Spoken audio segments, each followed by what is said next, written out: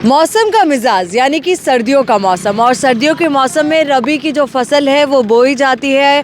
खेतों के आसपास इस वक्त हम मौजूद हैं। आप देख पा रहे होंगे कि खेतों में जो फसलें हैं वो बोई गई है। तो वहीं फसलों की अगर हम बात करें तो वाकई में हर जो सीज़न होता है उसकी कुछ खास फसलें होती है। एक बड़ी मेहनत, बड़ी तैयारी उसके पीछे किसान करते हैं। मेरे सहयोगी जसवंत इस वक्त मेरे साथ है। जसवंत, रबी की फसलों की अगर हम बात करें तो सर्दी की दस्तक के साथ ही इस फसलों की तैयारियां शुरू हो जाती है, और जब गर्मियों का मौसम लगभग आने लगता है तब हमें फसलें मिलती है। पर यहाँ पर मौसम का बहुत बड़ा इम्पैक्ट होता है, मौसम का बहुत बड़ा रोल होता है, क्योंकि कहते हैं ना कि किसान जो अपनी पूरी तिजोरी है या कहें कि अपनी पूरी आमदनी खुले आसमान के नीचे रखकर सोता है। तो ऐसे में पाले का इस पर क्या इम्पैक्ट पड़ेगा अगर पाला पड़ता है तो, और वही मावट अगर होती है तो उसका कितना बढ़िया इम्पैक्ट इस पर रहेगा। और रबी की फसल कौन कौन सी होती है, सबसे पहले तो आपसे यही जानना चाहेंगे कि बाड़मेर वाला जो हमारा एरिया है यहाँ पर रबी की फसल में कौन कौन सी फसल बोई जाती है। मैम, बाड़मेर के रबी की फसलों की बात करें तो आप जैसे कि अभी तो आप तस्वीरों में देख पा रहे हैं, ये फसल जो है ये जीरे की बोई गई है। बाड़मेर पश्चिमी राजस्थान के बाड़मेर ज़िले में सबसे ज़्यादा फसलें जो रबी की फसलें होती है वो जीरा है, अरंडी हैं।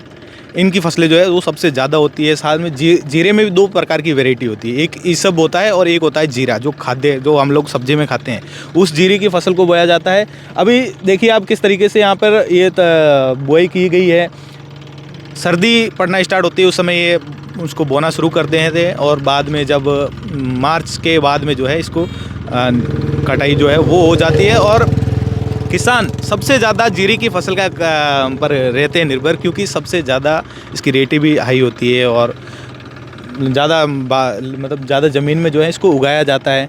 और जैसे ही सर्दी पड़ती है तो किसानों के चेहरों पर जो है खुशी आ जाती है, लेकिन जैसे ही पाला गिरता है तो फसल का खराबा हो सकता है, तो उसमें किसानों के चेहरे जो मायूस हो जाते हैं। मावट की बारिश हो जाती है तो सबसे ज़्यादा जोखिम भी है और सबसे ज़्यादा खुशी भी है किसानों, क्योंकि एक तो जीरे की फसल है, अरंडी की फसल है, तो फ़ायदा भी काफ़ी ज़्यादा होता है और नुकसान भी काफ़ी ज़्यादा होने की संभावना है जो है वो है।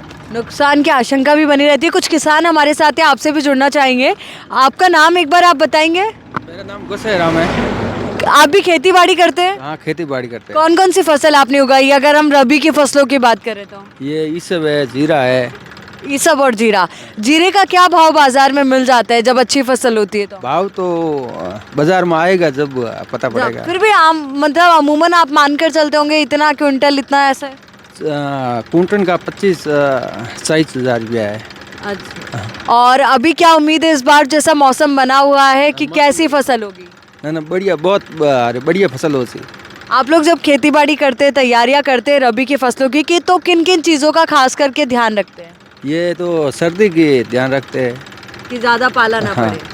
और बाकी और हम बात करें तो किन चीज़ों का खास तौर पर ध्यान रखना पड़ता है ताकि खराबा ना हो? ये खराब तो भाई ये होता है, इसका रातड़िया होता है, ये पानी ज़्यादा देते हैं तो वो भी ध्यान रखना पड़ता है। ये बात।